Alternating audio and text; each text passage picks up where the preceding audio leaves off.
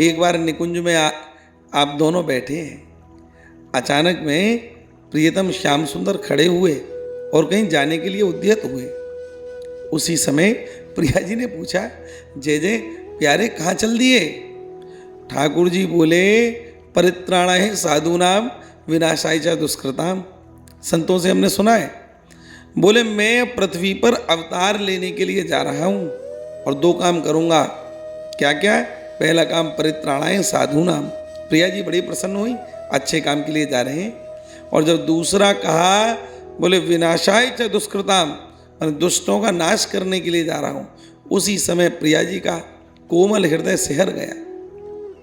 उन्होंने सोचा कि यह यदि पृथ्वी पर जाएंगे तो इस पृथ्वी पर कौन ऐसा जीव है जिसने जीवन में कोई पाप कर्म न किया हो। आप देखिए, यदि कोई व्यक्ति पाप परायण है तो उसको तो दंड मिलेगा, लेकिन इस धराधाम पर अवतरित होने वाला यानी कि जन्म लेने वाला प्रत्येक व्यक्ति किसी न किसी पाप से सना हुआ है।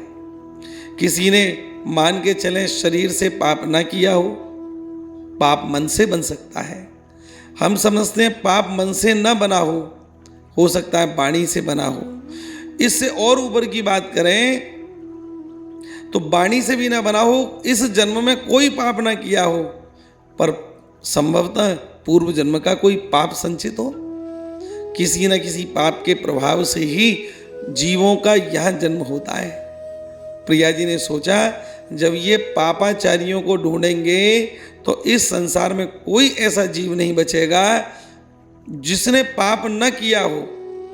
और जब ये देखेंगे कि भाई ये पाप में है, ये पाप में है, तो सारी सृष्टि का संहार हो जाएगा और यह सर्वथा अनुचित है।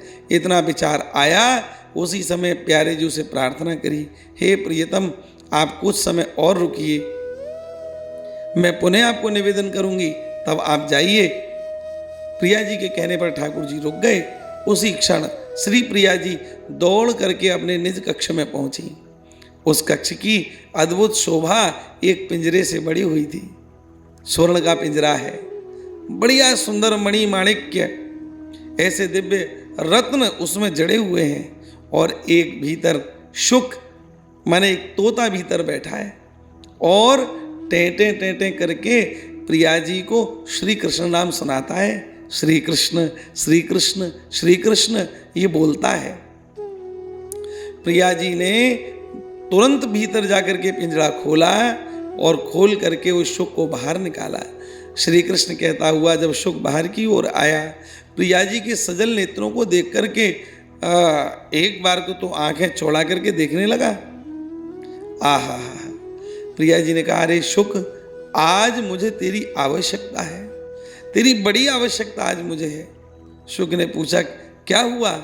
बोले, मैं एक बात कहना चाहती हूँ प्यारे, मैं तुमसे कुछ कहूंगी और तुमको वह जाकर के सबको सुनाना है। प्रिया जी ने तोते का चयन क्यों किया? कारण क्या? क्योंकि तोता जैसा सुनता है बिल्कुल ज्यों का त्यों सामने वाले को सुना देता है। इस भाव से श्री प्रिया जी ने तोते का चयन किया। शुक को अपनी मधुर वाणी से सुंदर कथाएं सुनाई। सुंदर माने भागवत जी के प्रसंग कहे। उस शुक ने उनको गौर से सुना और बिल्कुल कंठस्थ किया, हृदयस्थ भी किया। अब उसके बाद एक लाइन और लिखी है कि पवित्र चंचु चुंबनेन, प्रिया जी ने अपने ओष्ठों से श्री शुक की चंचु माने चोंच का चुंबन किया, मानो उस चूमने से ही अपने मुख का रस श्री शुक को प्रदान कर दिया हो।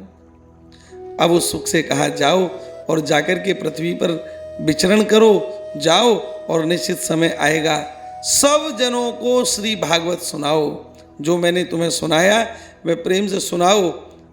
जब तुम भागवत सुनाओगे, जो जीव भागवत सुनेगा, श्री कृष्ण कथा सुनेगा, तो सुनो, चूंकि वो मैंने तुम्हें सुनाई है, और जो उसको सुनेगा तो मेरा निज स्वरूप उसमें प्रकट हो जाएगा।